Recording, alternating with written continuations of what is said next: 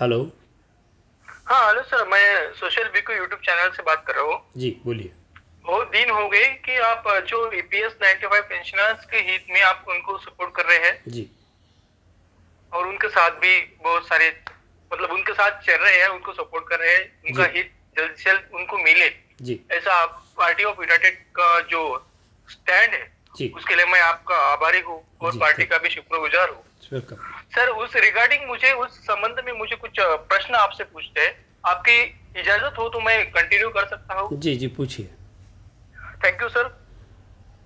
मेरा पहला प्रश्न है कि आपके नजरिए से ईपीएस 95 पेंशन स्कीम के होने से क्या पेंशनर्स को कुछ हासिल हुआ है? देखिए अभी तक तो कुछ हासिल नहीं हुआ है। अभी सिर्फ उनकी जो आशाएं है वो जाग चुकी है कि कुछ मिलेगा, ज़रूर मिलेगा, लेकिन अभी तक कुछ हासिल नहीं हुआ है।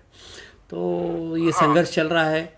जो अभी जो हाई कोर्ट है उसने भी ये पेंशनकारियों के हक में रिज़ल्ट दिया है, सुप्रीम कोर्ट ने भी दिया है। तो सुप्रीम कोर्ट और हाई कोर्ट के रिज़ल्ट से इन लोगों की पेंशनकारियों की आशा जागृत हो चुकी है कि कुछ ज़रूर मिलने वाला है। लेकिन सरकार अभी तक इसको नज़रअंदाज कर रहा है। तो मुझे उम्मीद है कि जल्द से जल्द कुछ ना कुछ तो इनको हासिल ज़रूर होगा। थैंक यू सर, बहुत बहुत धन्यवाद आपको। मेरा उसी के साथ दूसरा प्रश्न है आपसे कि जी। जो पेंशनर्स की समस्या के समाधान के लिए आपकी पार्टी क्या कर रही है? अभी देखिए कि पेंशनकारियों को सब हम लोग अभी कम्युनिकेशन कर रहे हैं, सारे उन्हें जागरूक कर रहे हैं। दूसरी बात जो ये पूरे भारत देश के सामने इन पेंशनकारियों की समस्या है सोशल मीडिया के माध्यम से ला रहे हैं। और अभी तक जो सरकार इनको पेंशन लागू नहीं कर रही है, जबकि सुप्रीम कोर्ट का फैसला आ चुका है तब भी लागू नहीं कर रहे। तो ऐसे में हम पार्टी ऑफ यूनाइटेड इंडियंस पूरी तरह तन मन धन से इन पेंशनकारियों के साथ में खड़े हैं। भविष्य में यदि कोई आंदोलन करने की ज़रूरत पड़ती है तब भी हम लोग इनके साथ खड़े हो जाएंगे।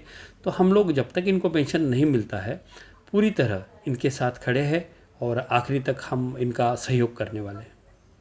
Thank you sir, thank you sir. जी। इस परिस्थिति में आपको लगता है कब तक समाधान होने की उम्मीद है? देखिए जो सरकार की जो इच्छा है वो तो लग नहीं रहा है कि पेंशनकारी को पेंशन देने की वो तैयारी में है, क्योंकि हम अगर पीछे मुड़ के देखते हैं तो सरकार को अगर ये पेंशन देनी होती इस तरह से तो हाई कोर्ट में जाने की नौबत ही नहीं आती। तो हाई कोर्ट में जाना पड़ा, बड़ा लंबा संघर्ष करना पड़ा। और उसके बावजूद भी ईपीएफओ ये पेंशन योजना लागू ना करने के पक्ष में थी, तो सुप्रीम कोर्ट चली गई, वहाँ अपील की। तो वहाँ भी केस बड़ा लंबा समय तक चला। तो उसके बावजूद भी अब सुप्रीम कोर्ट का भी रिजल्ट आ गया है, तब भी ईपीएफओ या केंद्र सरकार ये पेंशन लागू करने की तैयारी में नहीं है। तो इन सब का मतलब यही निकलता है कि इनकी इच्छा नहीं है देने की। अगर इच्छा होती तो हाई कोर्ट जाना नहीं पड़ता, सुप्रीम कोर्ट जाना नहीं पड़ता, सुप्रीम कोर्ट का रिजल्ट आने के बावजूद अभी 1.5 साल 2 साल इंतज़ार नहीं करना पड़ता। उसके बावजूद अब प्राइम मिनिस्टर से जो बातचीत हुई है उन्होंने जो आश्वासन दिया था कि तुरंत लागू करेंगे, तब भी अभी तक लागू नहीं हो रहा है। तो इसका यही मतलब है कि केंद्र सरकार या ईपीएफओ इसको तुरंत लागू करने में उनको इंटरेस्ट नहीं है।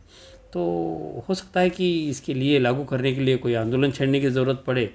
और अगर ऐसी नौबत आती है तो पूरे पेंशनर्स और उनकी यूनियन और हमारी पार्टी ऑफ यूनाइटेड इंडियंस पूरी तरह आंदोलन करने के लिए तैयार है।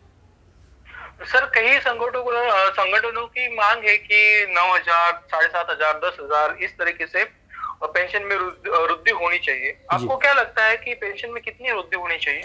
देखिए 7,500 प्लस डीए मिलता है तो भी ठीक है। और अगर इससे ज़्यादा भी मिलता है तो बहुत अच्छी बात है।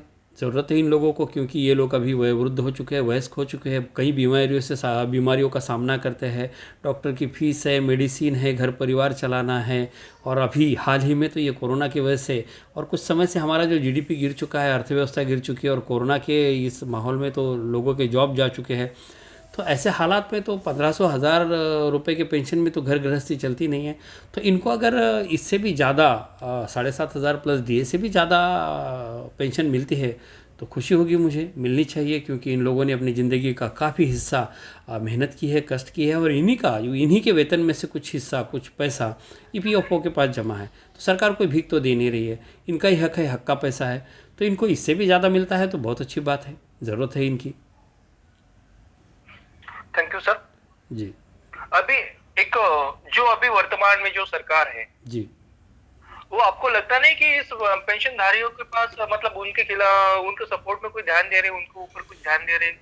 देखिए ये सरकार तो वैसे काफ़ी पूरे भारत में जो लोग हैं वो सभी के तरफ, सभी समस्याओं के तरफ नज़रअंदाज कर रही है, ध्यान नहीं दे रही है।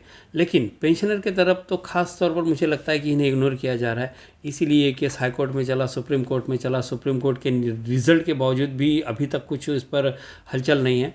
तो ध्यान नहीं दे रही। इनको लगता है कि ये जो पेंशनकारी है ये कोई काम की चीज़ नहीं है, ऐसे मुझे लगता है सरकार का इस तरह का नज़रिया है इनके बारे में। क्योंकि हो सकता है कि इनका वोट देते हैं नहीं देते हैं, सब अभी सरकारें जो है या राजनीतिक लोग जो है वो तो हर बात को वोट के पॉइंट ऑफ व्यू से ही देखते हैं। तो शायद इस तरह से इनका कुछ नज़रिया हो कि ये काम के लोग नहीं हैं। तो ध्यान तो बिल्कुल नहीं है, ये तो मैं दावे के साथ कह सकता हूँ कि ये सरकार का पेंशनकारियों की तरफ ध्यान नहीं है और इसीलिए इतना लंबा संघर्ष इनको करना पड़ा और अभी भी जारी है। सर एपीएस सर एपीएस 95 जैसे सोशल सिक्योरिटी को ठीक करने का क्या प्लान है आपके पार्टी के पास? देखिए अभी संघर्ष चल रहा है। अभी जो पेंशनकारियों की यूनियन है, पार्टी ऑफ यूनाइटेड इंडियंस है, पेंशनकारी है, और फिर रहा केंद्र सरकार ईपीएफओ।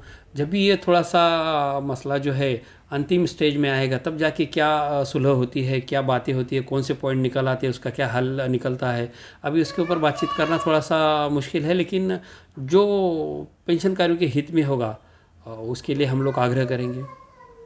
बहुत बहुत धन्यवाद सर। जी और मेरा ये जो नेक्स्ट प्रश्न है आपसे कि जी जो अभी बहुत सारे लोग जो है जी।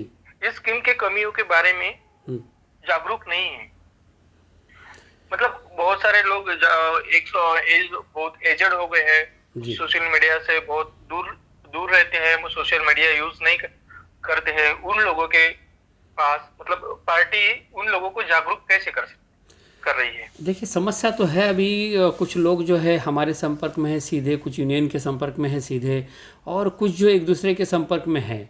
अभी बहुत ज़्यादा दिक्कत है कि कई पेंशनकारियों को जो ये मोबाइल का खर्चा है या स्मार्टफोन है या बार बार उसको रिचार्ज करना है, इंटरनेट है, और कहीं इस तरह की बहुत सारी समस्या है। पैसा तो है नहीं, तो इतने 1000-1500 में वो लोग क्या करेंगे? ये सारी सुख सुविधाएं खरीदेंगे या फिर अपना घर गृहस्थी चलाएंगे? तो समस्या तो है।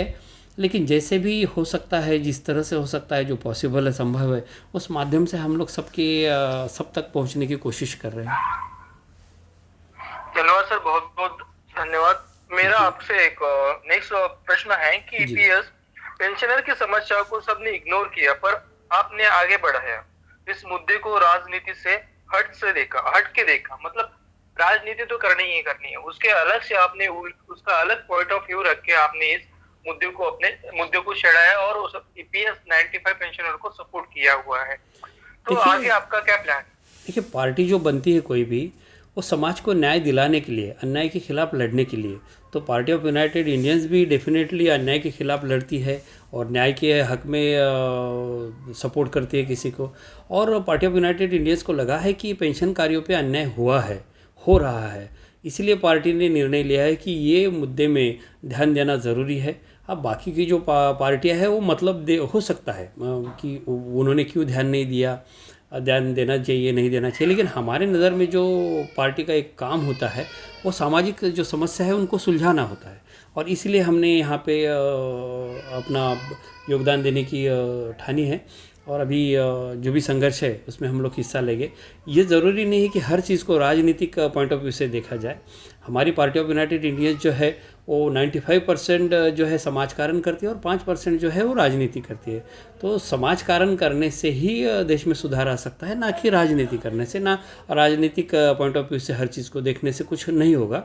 इसलिए हम लोग ये फ़ायदा या तोटा या इस तरह का कोई विचार नहीं करते। अन्याय हो रहा है और हमारा दायित्व है, हमारा कर्तव्य है हमारे बुज़ुर्गों के प्रति, हमारे वयस्क लोगों के प्रति कि उनको न्याय दिलाए। इसलिए पार्टी इस मुद्दे को लेकर आगे बढ़ रही है। बहुत बहुत धन्यवाद सर। जी और जो पार्टी की विचारधारा है बहुत मैं प्रभावित हुआ सर उनसे। Thank you. बहुत बहुत धन्यवाद। ऐसा ही आपका सदैव निरंतर सपोर्ट हम लोगों के साथ ईपीएस 95 पेंशनरों के साथ बना रहे। यस बहुत बहुत डेफिनेटली। धन्यवाद सर। और उसी के साथ साथ मैं आपको एक आखिरी प्रश्न पूछना चाहता हूँ। जी आखिर में आप ईपीएस 95 पेंशनर को क्या कहना चाहोगे इस युद्ध के बारे में? युद्ध ही कहा जाएगा। मतलब अभी निरंतर 2014 से कंटिन्यूसली ट्रैवल चल रहा है, अभी तक कुछ फैसला नहीं हो पाया इससे, तो आप फिर उस रिगार्डिंग आप क्या कहना चाहते हैं? मैं सभी पेंशनरों से यही निवेदन करूंगा कि सब ने इसके खिलाफ आवाज़ उठानी है, एक साथ आना है, यूनाइट होना है। और जब सब एक साथ मिल जाएंगे तो जो भी इस पेंशन का कार्यों के हित में काम कर रहे हैं, जितने भी यूनियन काम कर रहे हैं, उन्होंने सब ने एक साथ आना चाहिए। उनके जितने लीडर्स हैं उन्होंने सब ने एक साथ आना चाहिए। और पेंशन कार्यों ने भी जागरूक होकर सब ने एक साथ आना चाहिए और एक साथ आवाज़ उठानी चाहिए। और अगर भविष्य में कोई आंदोलन करने की ज़रूरत पड़ती है तो सब ने एक साथ मिलकर वो आंदोलन छेड़ना चाहिए। और तब तक छेड़ना चाहिए जब तक ये पूरी तरह से ये पेंशन योजना लागू नहीं होती है। मैं यही पेंशनकारियों से कहना चाहूँगा कि जागरूक रहे, यूनाइट रहे। और आंदोलन करने की अगर नौबत आती है तो सब जहाँ भी आंदोलन होता है वहाँ सब ने ज़्यादा से ज़्यादा लोगों ने आने की ज़रूरत है, वो आए। बहुत बहुत धन्यवाद सर। आपका सहयोग, आपके पार्टी ऑफ यूनाइटेड इंडियंस का सदैव हमारे साथ बना रहे और ईपीएस 95 पेंशनर्स को उनका हक जल्द से जल्द मिले। जी, धन्यवाद sir. Okay, thank you very much. Welcome sir.